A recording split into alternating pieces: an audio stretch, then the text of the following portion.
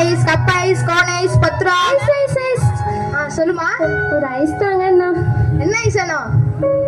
எனக்கா? இல்ல சாரிண்ணா, ஐஸ்லாம் வேணாண்ணா. என்னம்மா நீ? சரி ஐஸ், பல ஐஸ்.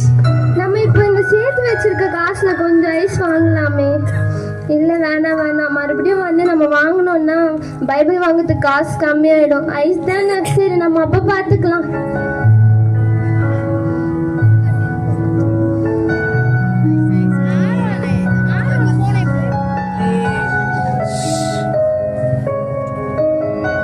ஆறு வருடங்களாக கஷ்டப்பட்டு முட்டை வித்து பெருக்கி விறகுகளை எல்லாம் மற்றவங்களுக்கு விற்று பர்த்டேக்கு நிறைய பேர் காசு கொடுத்தாலும் அதை சேர்த்து வச்சு ட்ரெஸ் வேண்டாம், எல்லா விதமான ஆடம்பரங்கள் எதுவுமே வேண்டாம்னு சொல்லி 6 வருஷங்களா அவங்க கஷ்டப்பட்டு சேர்த்து வச்ச அந்த பணத்தை பைபிள் வாங்கிறதுக்காக கொண்டு போறாங்க.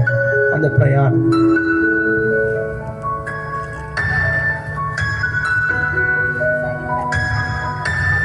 அப்பா, நம்ம 6 வருஷமா கஷ்டப்பட்டு பைபிள் வாங்குறதுக்காக காசு நம்ம சேர்த்து வச்சாச்சு.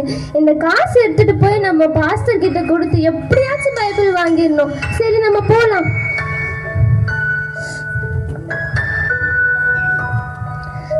பாஸ்டர் சொல்லு மேரி ஜோன்ஸ். பாஸ்டர், நான் வந்து பைபிள் வாங்குறதுக்காக இந்த மாதிரி ரொம்ப நாளா கஷ்டப்பட்டு இந்த காசு சேர்த்து வச்சு எடுத்துட்டு வந்திருக்கேன் பாஸ்டர். வீட்டு வேலை எல்லாம் செஞ்சு பாஸ்டர், ப்ளீஸ் எனக்கு இந்த காசு வாங்கிக்கிட்டு ஒரு பைபிள் தாங்க. சாரி மேரி ஜோன்ஸ், எனக்கு இருக்கிறது ஒரே ஒரு பைபிள் தான் மேரி ஜோன்ஸ். அதை நான் படிக்கிறதுக்கோ பிரசங்கம் பண்ணுறதுக்கோ வேணும் மேரி ஜோன்ஸ். நான் ஒரு ஐடியா சொல்கிறேன், அது நீ கேளு. 42 கிலோமீட்டரில் சார்லஸ்ன்னு என்ற ஒரு பாஸ்டர் இருக்காரு, அவர் போய் பாரு, அவர் உனக்கு பைபிள் தருவாருமா. சரிங்க பாஸ்டர், நான் அப்படியே போயிட்டு அவர்கிட்ட பைபிள் வாங்குறேன் பாஸ்டர். சரிம்மா. ஐயோ, நம்ம வந்து அந்த ஊருக்கு போறதுக்கு வந்து ஷூ வாங்கணுமே. ஷூ வாங்குறதுக்கு கூட வந்து காசு இல்லையே. ஒருவேளை நம்ம சேர்த்து வச்ச காசை வந்து பைபிள் வாங்க வச்சிருந்த காசை ஷூ வாங்கிடலாமா? இல்ல வேணாம், நம்ம வந்து வாங்கணும்னு நினைச்சா அப்புறம் காசு பத்தாம போயிடும். நம்ம அப்படியே நடந்து போலாம். 26 மைல் தொலைவுள்ளதான தூரத்தை 3 நாட்கள் நடந்து போனால் ஆகும் தூரம். வெறுங்காலிலே ஷூ இல்லாமல், செருப்பு இல்லாமல், கரடு முரடான அந்த மலைப்பாங்கான அந்த இடங்களிலே நடந்து சென்றாள். நடக்கும் பொழுது வெயில் ஒரு பக்கம், கால்களிலே காயங்கள், ரத்தம் வடிந்தாலும் தன்னுடைய பிரயாணத்தை விட்டுவிடாமல் மறுபடியுமாக தொடர்ந்து வேதாகமத்தை வாங்க வேண்டும் என்பது மட்டும்தான் அவருடைய குறிக்கோளாக இருந்தது. பசியின் கொடூரம் ஒரு முறை, ஒரு பக்கம் பசி இருந்தது. எப்படி ஆகிலும் சாப்பாடு வாங்கிவிட்டால் காசு குறைந்து விடுமோ என்று சொல்லி அச்சப்பட்டு அதையும் வாங்காமல் பசியோடு அவள் நடந்தாள். தாகம் ஒரு பக்கம், அதிகமான தாகம் இருந்த போதிலும் கூட, களைப்படைந்த போதிலும் கூட வேதாகமத்தை வாங்கிதான் மறுபக்கம் நான் சந்தோஷமா இருப்பேன் என்று சொல்லி தன் பயணத்தை தொடர்ந்தாள். போய்கொண்டிருக்க வேளையிலே இரவு நேரங்களில், களைப்பான நேரங்கள் ஓய்வெடுக்கும் பொழுது பயம் ஒரு பக்கம் சூழ்ந்தது. இதோ காட்டு மிருகங்கள் வந்து விடுமோ, யாராவது மனிதர்கள் என்னை அடித்து விடுவார்களோ என்று பயங்கரமான பயமும் இருளும் திகிலும் சூழ்ந்த போதிலும் கூட கர்த்தரிடத்தில் ஜெபித்தவாறே அவள் தன் பயணத்தை தொடர்ந்து 24 மைல் தொலைவு உள்ள அந்த தூரத்தை சென்றாள். இவ்வளவு கஷ்டப்பட்டு அந்த பாதையை போய் அடைந்த பிறகு என்ன நடந்தது என்பதை பாருங்கள். அதுவும் நம்ம வந்து 42 கிலோமீட்டர்ல இருந்து வந்தோம். இதுதான் சார்லஸ் அங்கிள் வீடு போல. நம்ம போய் சீக்கிரமா போய் பார்க்கலாம். அங்கிள் யாருமா? நான் தான் மேரி ஜோன்ஸ் அங்கிள்.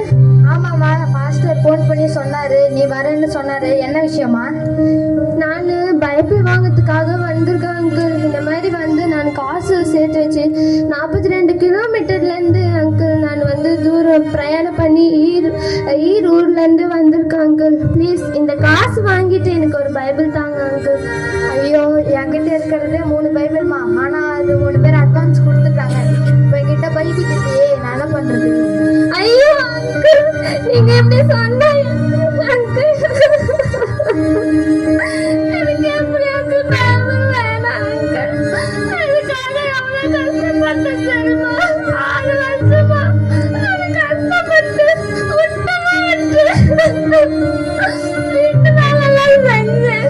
இங்க பாருங்க பாருங்க, இங்க வந்து பாருங்க, எவ்வளவு வந்து பிளேட் பாருங்க uncle. இதுக்காக வந்து 3 நாட்களும் வந்து 42 கிலோமீட்டர்ல இருந்து நடந்து வந்தேன் uncle. நான் பைபிள் வாங்குறதுக்காக. நீங்க இல்லைன்னா இப்ப சொன்னா எப்படி uncle? எனக்கு எப்படியாச்சும் பைபிள் வாங்கி அதை முத்த செய்யணும் uncle. எனக்கு பைபிள் கொடுத்தே ஆகணும் uncle. நீங்க அல்லாத மேரி ஜோன்ஸ், உன்னை பார்த்தா எனக்கு ரொம்ப சந்தோஷமா இருக்கு.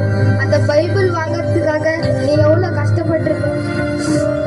6 வருஷம் நான் வீட்டு வேலை செஞ்சு முட்டை வித்துருக்கேன்.